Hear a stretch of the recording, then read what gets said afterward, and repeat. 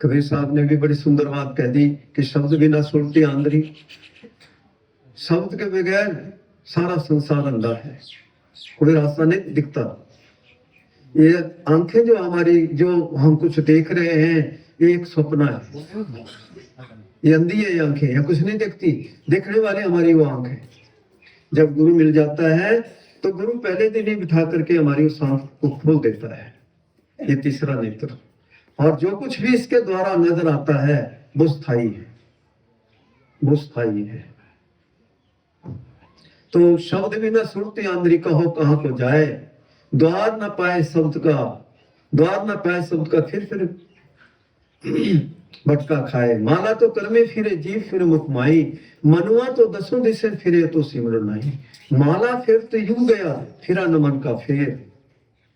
तो दुनिया जो है, मन का इतना बड़ा धोखा है। मन कहता है कि चलो माला का जाप करते रहो, चलो राम राम ही करते रहो, चलो ऐसा करते रहो।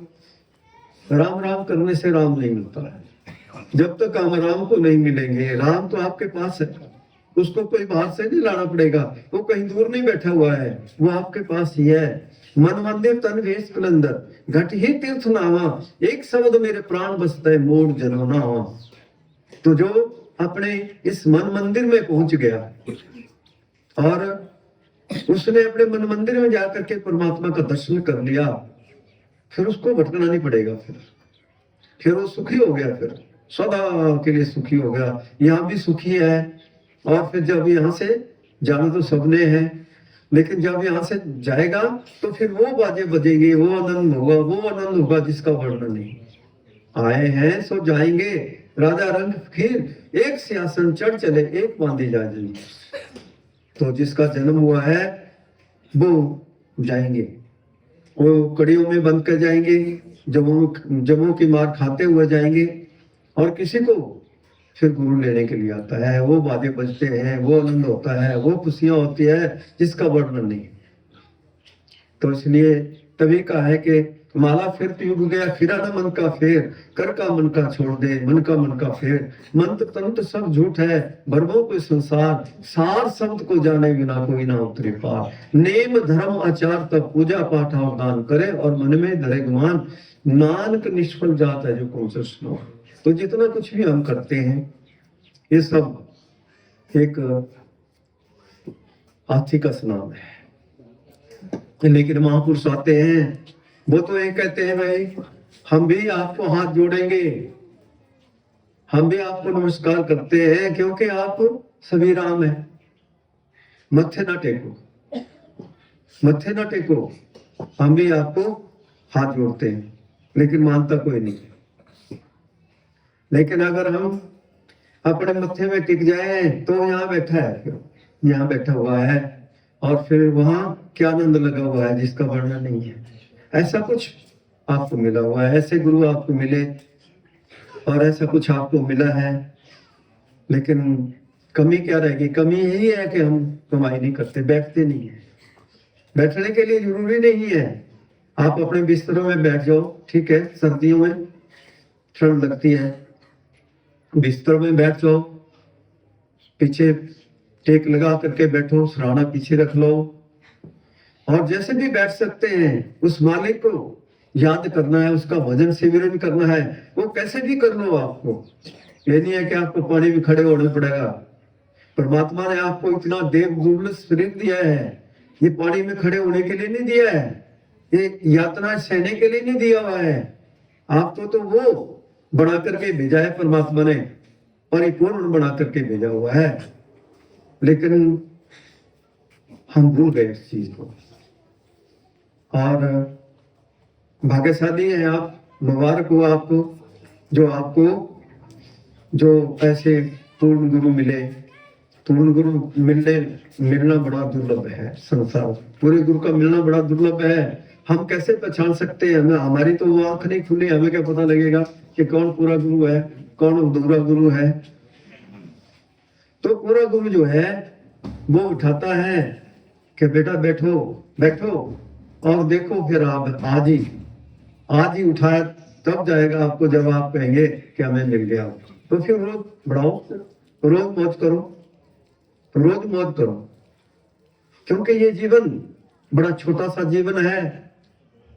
पछतावा रहेगा, फिर बाद में पछताना पड़ेगा।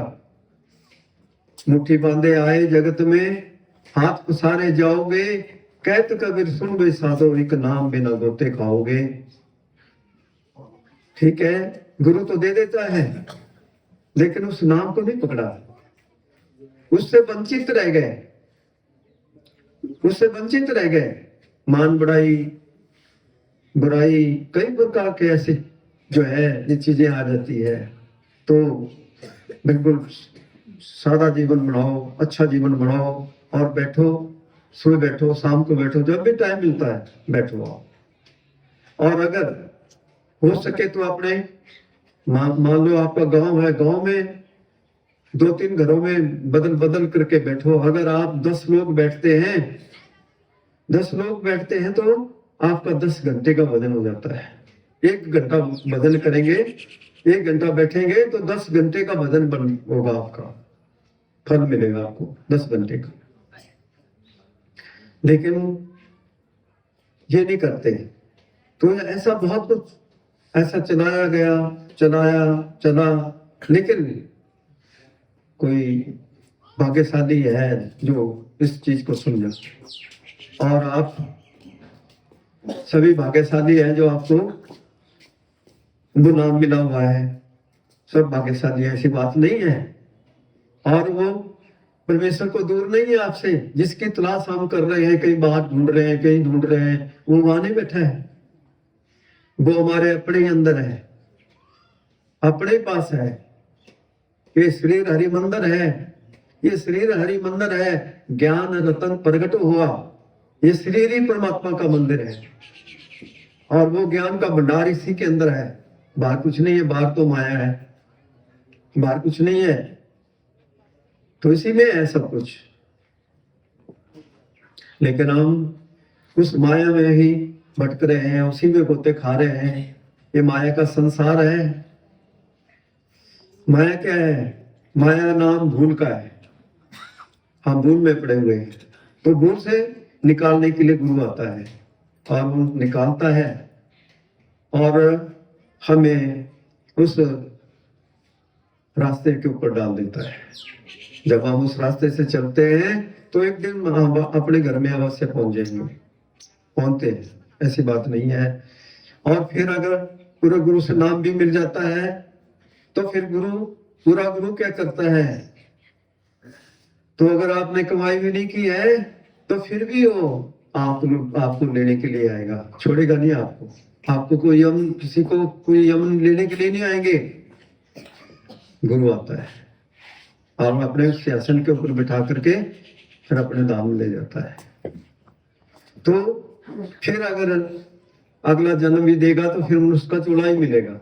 मनुष्य का चोला मिलेगा तो उसमें फिर वो नाम जपा करके फिर वो उसको मुक्त कर देगा, सदा के लिए सुखी कर देगा। तो ऐसा हमारा जीवन है। बाकी ठीक है, आपको सर्दी लग रही होगी, कोई बात नहीं, कोई बात नहीं।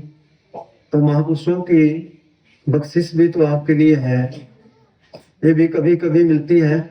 वैसे तो उन्होंने तो आपको दे दी, बख्शिश दे दी है, या प्रतिदिन फिर इसका आनंद उठा सकते हैं, प्रतिदिन इसकी आप बख्शिश को प्राप्त कर सकते हैं।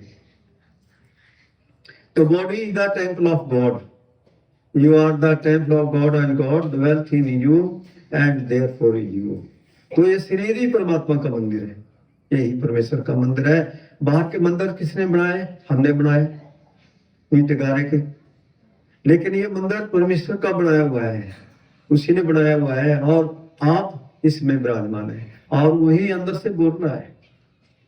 देखने वाले बोलो, देखो, फिर पता चलेगा आपको कि हमारे अंदर से कौन बोलता है।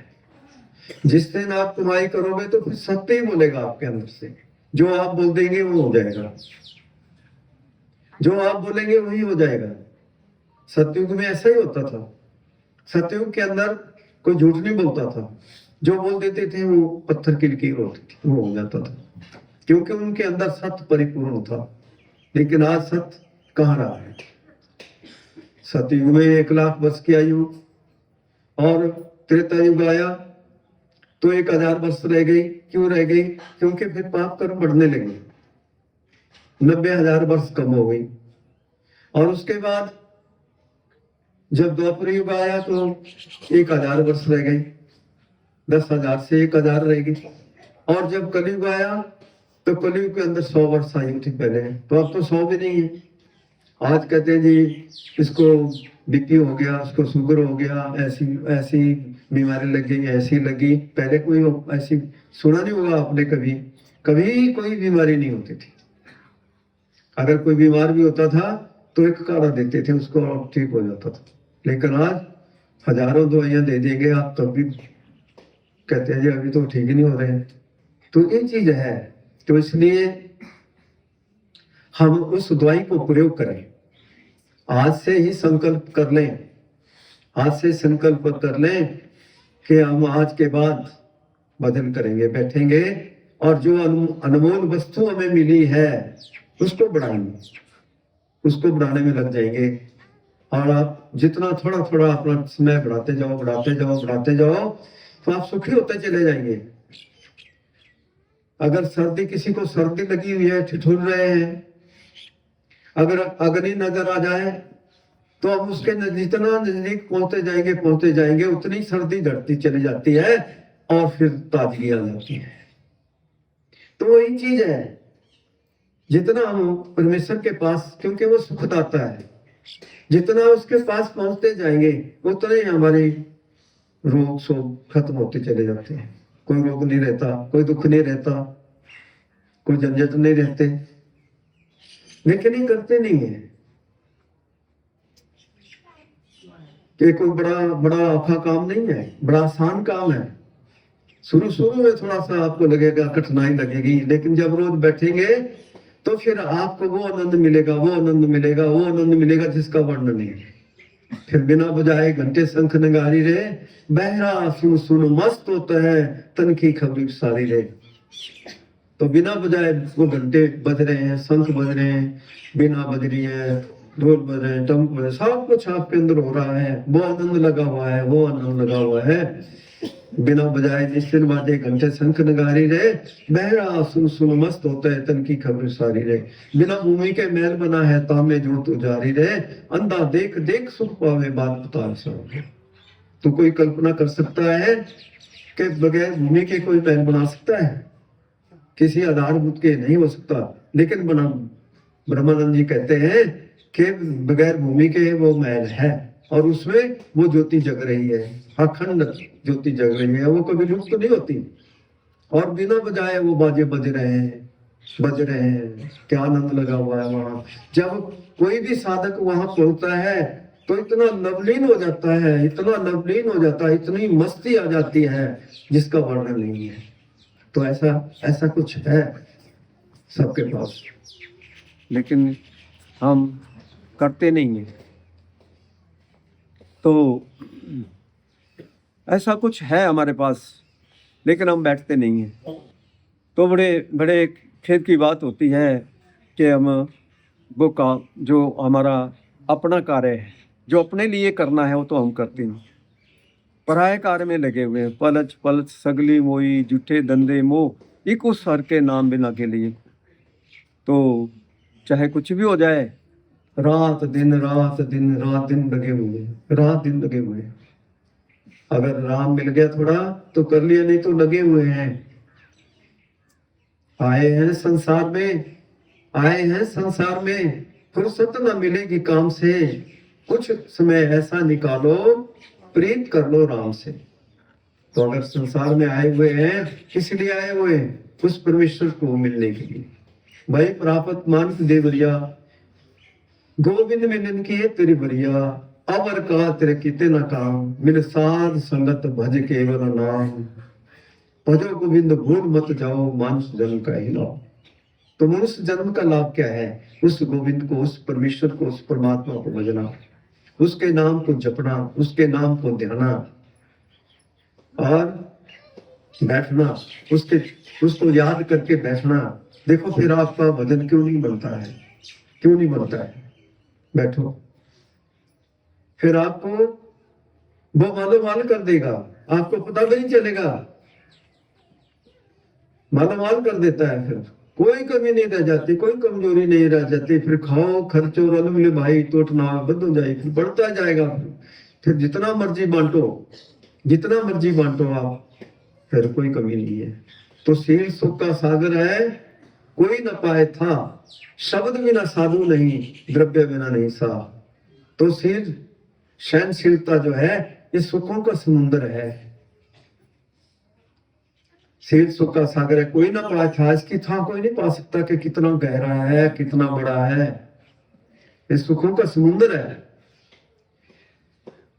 शब्द बिना साधु नहीं, शब्द जिसके पास शब्द नहीं है उसको साधु नहीं कह सकते। शब्द बिना साधु नहीं, द्रव्य बिना नहीं सा। तो जिसके पास धन नहीं है उसको फिर हम धनवान भी कैसे कह सकते हैं।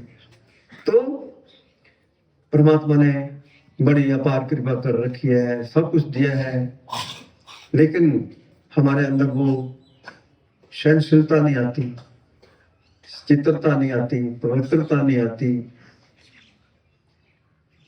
शीलवंत सबसे बड़ा, सर्वरत्न की खान, शीलवंत सबसे बड़ा, सर्वरत्न की खान। तो सारे खानों की खान है जो शीलवंत है, सारे खानों की खान, सब कुछ आ जाएगा वहां पे। सर्वरत्न खान, तीन लोक की संपदा रही शील में आन। जितना कुछ तीन लोक का है सब कुछ आ जाएगा उसके पास। फिर वो बांटता भी जाए, बांटता चला जाए, बांटता चला जाए, खत्म नहीं होता, फिर खत्म नहीं होता। शील क्षमा जब उपजे, शील क्षमा जब उपजे, अलख दृष्टि तब हुई। शील बिना पहुंचे नहीं, लाख कथे जो हुई। शील क्षमा, जब तक ये भाव हमारे अंदर नहीं आते, ये आते तभी है जितना हम कमाई करते हैं उतने ही हमारे अंदर आने शुरू हो जाते हैं, और फिर बर्तन बढ़ जाता है, फिर कोई कमी नहीं रह जाती, फिर मालो माल हो जाते हैं। फिर तो तभी कहा है कि शील क्षमा जब उपजे, अलख दृष्टि तब हुई। शील बिना पहुंचे नहीं, लाख कथे जो हुई। तो जितनी मर्जी कथनियां करते चले जाओ, कुछ नहीं होता। कथनी करने से नहीं होता, ये करने का भेद है, न बुद्धि विचार। कथनी करने करे तो पाए कुछ सार। तो जब अगर हम वो करने करेंगे तो अवश्य मिलेगा, अवश्य मिलेगा। अगर हम संसार का कोई काम करते हैं तो हमें कुछ मिलता है।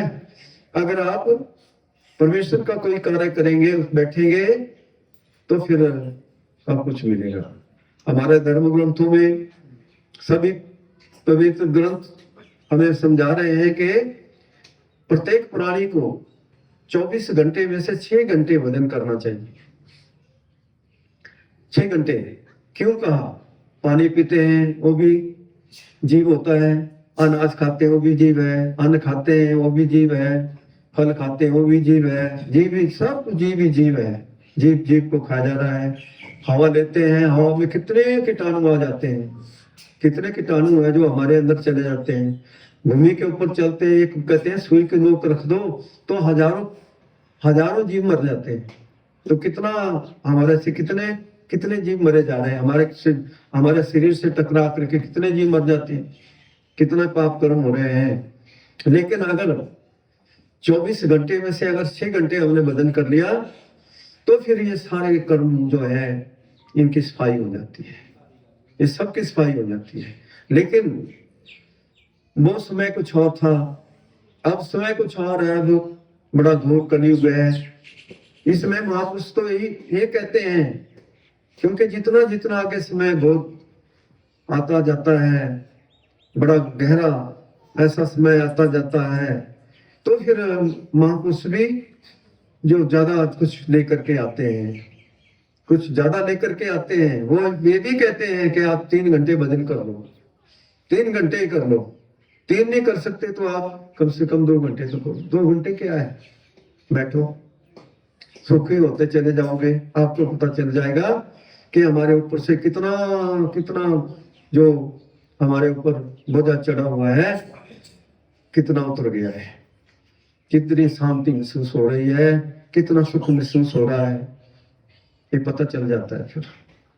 लेकिन हम सुनेंगे और फिर भूल जाएंगे, आगे जाकर के भूल जाएंगे। घर में तो फिर भूल ही जाते हैं, भूलना नहीं चाहिए। उसको हमेशा याद रखो, जान दी है जिसने, जान दी है जिसने, नाम भी देगा वही, जिसका इखलाक है उसी का रजाक है। खुदा को भूल गए लोग फिक्र रोजी रोटी में, रिज़्क़ का ख्याल है रजाक का ख्याल नहीं।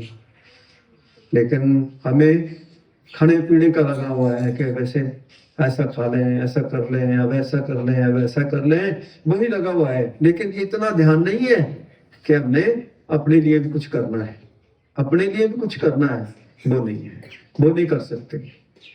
क्यों? क्योंकि ये काल का देश है, वो करने नहीं देता। अगर सारे हो गए ऐसे तो फिर काल को बड़ा दुख हो जाता है।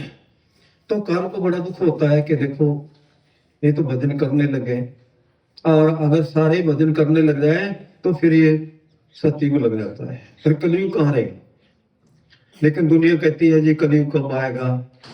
जब हमारे हृदय बदल जाते हैं तो फिर सतयुग लग जाता है, सतयुग लग जाता है फिर। क्योंकि जब तक हृदय पवित्र नहीं होते, ये बदलते नहीं है, तब तक सतयुग भी नहीं लगता। सतयुग कैसे लगेगा? तो मेरे सतगुरु यही कहते थे कि ना रात देखी ना दिन दिखा, चलते रहे चलते रहे चलते रहे। गुरु नानक देव जी भी रात दिन चलते रहे। क्यों चलते रहे? परमात्मा थे, उनको किस चीज की कमी थी, उनको क्या जरूरत थी? लेकिन वो अपने बच्चों के लिए, अपने बच्चों के लिए आते हैं। वो काल के देश में बच्चे जो फंसे हुए हैं उनको निकालने के लिए आते हैं, उनको सुखी करने के लिए आते हैं। ये ही उनका कार्य होता है। तो अभी दास को भी खांसी आ गई बीच में, तो अभी दास भी काफी लंबा भ्रमण करके आया हुआ है बाहर से, तो हो जाता है फिर। अब रात के 2 भी बज जाते थे, 3 भी बज जाते थे, कोई मिलने वाले, नामदान, सत्संग, तो टाइम लग जाता था। तो इसलिए फिर हो जाता है। आजकल सर्दियां भी बहुत है, और फिर भी बड़ी खुशी हो रही है कि आप बड़े प्यार से बैठे हुए हैं और मेरे सतगुरु के अनमोल वचनों को ग्रहण कर रहे हैं। क्योंकि वही सबके घट घट में विराजमान है, परमेश्वर परमात्मा सबके घट घट में बैठा है, तो वही हमें हमारा जो है मार्गदर्शन करता है। तो हमें भी विचार करना है, क्योंकि समय ऐसे निकल जाना है, ऐसे निकल जाएगा। वो भी यही कहते थे, ऐसे निकल जाएगा और हम ऐसे खाली के खाली रह जाएंगे। तो इसलिए हम संकल्प करें आज से ही कि हम प्रतिदिन बैठें और भजन सिमरन करें। धुन का अभ्यास ज्यादा से ज्यादा, जितना भी हो सकता है ज्यादा से ज्यादा करो। क्योंकि आपको सिमरन का कोर्स है, सिमरन का जब आपका परिपूर्ण हो जाएगा, परिपक्व हो जाएगा, तो फिर ध्यान बढ़ना शुरू हो जाएगा। आपका ध्यान का परिपक्व हो गया, फिर शब्द को ही पकड़ना है। ये नीचे के हैं जो 2 कोर्स है, ये नीचे के, फिर ये नीचे रह जाते हैं। फिर धुन को ही सुनना है, धुन का ही आनंद लेना है, बस वही सब कुछ है। धुन ही सब कुछ बनाने वाला है। शब्दे धरती शब्दे आकाश, शब्दो शब्द भय प्रकाश, सब सृष्टि सब के पाछे, नानक घटो घटाचे। शब्द से ही सब कुछ बना है, शब्द से ही हम जीवन ले रहे हैं, शब्द ही सब कुछ है। शब्द गुरु पीरा गहर गंभीरा, बिन शब्दे जग बोरानन। तो कहते हैं कि जिसके पास शब्द नहीं है उसको बोरा कहा है, वो बोरा है। लेकिन जो उस शब्द को सुनता है, शब्द की कमाई करता है, उसको पता है कि जो कुछ भी है यही है, मेरे जीवन की रोटी यही है। तो अगर ये काम कर लिया तो सारे काम आपके हो जाएंगे। फिर कोई काम ऐसा नहीं है जो आपका रह जाएगा। कोई कमजोरी आ जाएगी, कोई कमी आ जाएगी, कोई कमी नहीं आएगी, कोई कमजोरी नहीं आएगी, फिर आपका सारे काम बन जाएंगे। तो इसलिए मन से मोहन उचार लो, मन में मोहन उतार लो। बस पढ़ लिया भागवत, आए हो तुम कहां से, जाना तुम्हें कहां, इतना अगर विचार लो तो बस पढ़ लिया भागवत। सदग्रंथों की ओ वाणी, संतों का ओ सत्संग, प्रेमा भक्ति तत्व निहार लो। बस पढ़ लिया भागवत। नेकी सभी से करो, बदी ना करो किसी से, ये नुक्ता दिल में धार लो। बस पढ़ लिया भागवत। तो इसलिए हम सबसे नेकी करें, सबसे प्यार करें, सबको जो है अच्छा बोले। स्वर्धन वाचा मधुरया, मधुर बोलो। कोई भी बात बोलनी है मधुर बोलो, तो फिर कोई कमी नहीं है, कोई कमजोरी नहीं रहती है। तो इसलिए तभी कहा है कि हमारे शास्त्रों में भी लिखा है, गीता जी में भी लिखा है, सा विद्या या विमुक्ते विद्यामृतम अशुनीते। सा विद्या या विमुक्ते विद्यामृतम अशुनीते। मानवीय जीवन में जानने और समझने वाले विद्या कौन है? जो मुक्ति दिलाए और जो परमात्मा से मिलाए। वो विद्या समझने के लिए है, वो विद्या जानने के लिए है। उस विद्या को जान लिया तो उससे सब कुछ जाना हुआ हो गया, सब कुछ पाया हुआ हो गया, फिर कोई कमी नहीं है। लेकिन जिस चीज को हमने जानना है, जिस चीज को प्राप्त करना है, अगर उस चीज को नहीं जाना तो फिर हम इस संसार में आए भी और वो काम भी नहीं किया तो फिर क्या हुआ? तो फिर कोई लाभ नहीं है। तो इसलिए प्यारे बहनों और भाइयों, हमें आज विचार करना है कि हमने भजन करना है, आज से शुरू करना है। और 2026 का वर्ष चढ़ा है, इसमें हम बस वो काम पूरा कर लें। तो फिर आपको कोई कमी नहीं है, कोई कमजोरी नहीं है, और फिर कोई धोखा नहीं है, धोखा कोई नहीं रह जाता फिर। तो इसलिए आज से बैठना शुरू करो और फिर आपको जो है सारी खुशियां परमेश्वर देगा। और आपके शारीरिक रोग, कोई दुख रोग जो है वो भी सब खत्म हो जाएंगे। कोई रोग नहीं रह जाता, कोई दुख नहीं रह जाता, कोई कष्ट नहीं रह जाता। तो फिर आनंददायक जीवन हो जाता है।